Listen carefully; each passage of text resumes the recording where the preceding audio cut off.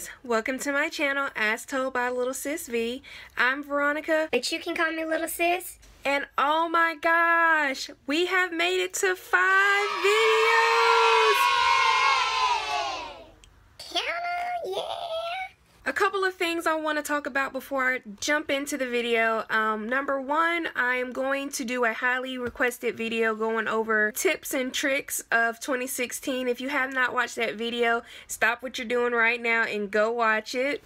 It'll be linked somewhere up in here. I'm also wanting to do journey videos. I'm doing some personal goals that I had set for this year, and they're more of a journey rather than a goal.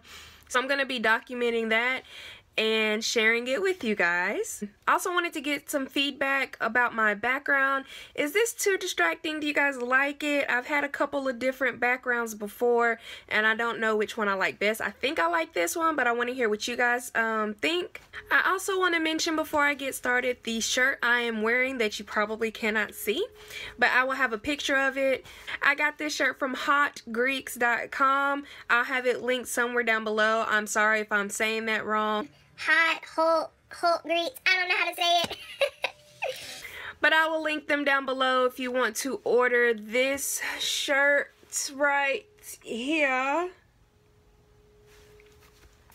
This is the sweatshirt. I also have the regular shirt, which I'll insert somewhere around here too. And let's just hop right on into it. With Monday being the last day of Black History Month, I wanted to share a little bit of my Black history. If you haven't done so, go read the blog. It's very informative on what I'm about to talk about. It's a bit of a long read, but trust me, it's a good one.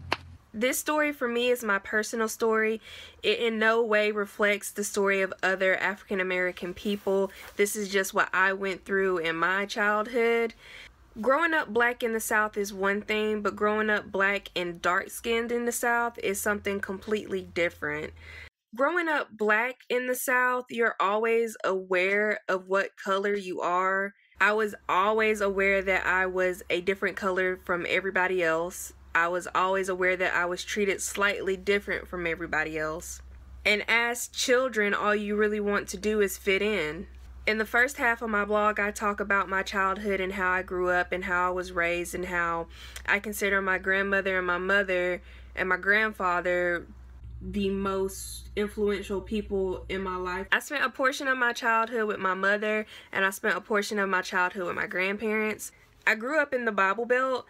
Ironically, the Bible Belt is where racism is the biggest. When I lived with my mother, I grew up in a predominantly white school. If I went to class, I would be the only black person, and if I wasn't the only black person, I would be the only one that came from a poverty area, and I was aware of that. My mother always raised me not to be a product of my environment. She raised me to be very well spoken. Don't get it twisted up. I can turn the hood on in 2.5 seconds. Don't try me.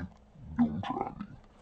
So I was well aware that you had to act a certain way in society growing up where I grew up. I was never aware that my color was an issue until it was an issue. My mom always used to say that I thought I was a white girl, but in actuality, I thought that if I could just be a different race, then it wouldn't matter, you know, my background. If I could just change the color of my skin, I would fit in. When I moved back to Houston, I was in a diverse classroom. We had Asians, there were black kids, there were white kids, there were kids that were from the East Coast, there were kids that were from the West Coast. I mean, it was really a melting pot type of class. And I really began to come out of my shell and actually discover who I was outside of my skin color. Because living with my mother, I always felt like, you know, I was always aware that I was dark-skinned, that I was black. And when I moved to Houston, I didn't have to be so aware of that, and that enabled me to come out of my shell and and start to really understand who I was outside of my skin color. Growing up, I always got that I was pretty for a dark-skinned girl, and I used to take that as a compliment because, again, when I was living with my mother, being pretty for a dark-skinned girl was a good thing. I was like, okay, I'm dark-skinned, but I'm pretty, so it's okay that I'm dark-skinned. It was until I came back from Houston and I knew who I was when I got that compliment that I take it as, wait a minute, I'm beautiful whether I would be dark-skinned or not dark-skinned. If I was white, I would be pretty. If I was lighter than I am now, I would be pretty. Why do I have to be pretty for a dark-skinned girl? As if a dark-skinned girl can't be anything but ugly. Child, y'all don't want me to preach up in here. In today's world, I see a lot of black girls struggling to be accepted for who they are simply because they have natural hair or they are the dark-skinned pretty girl. They don't see a lot of dark-skinned women represented in the right light. And I think that was one of the biggest things for me when I was growing up, because everywhere I looked around there was no black women. I have always been proud of who I am and where I came from. I just wish that the rest of the world would have accepted me the way that I am, rather than me feeling like I needed to change myself or my skin color to fit in. Now, I hope I didn't step on anybody's toes. Like I said, again, this is just my experience. This is just what I've been through. This is not a reflection of everybody who is dark-skinned and black. So I'm going to leave you guys with this quote. It says, "Be the change that you want to see." And I want to see black girls appreciate the skin that they were born with, because let me tell you something, honey.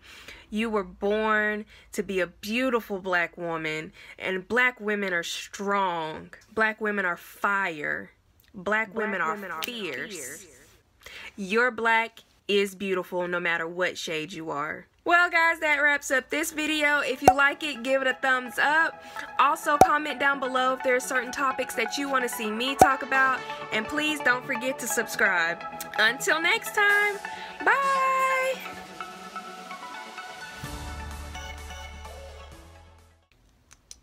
Eyebrows on fleek.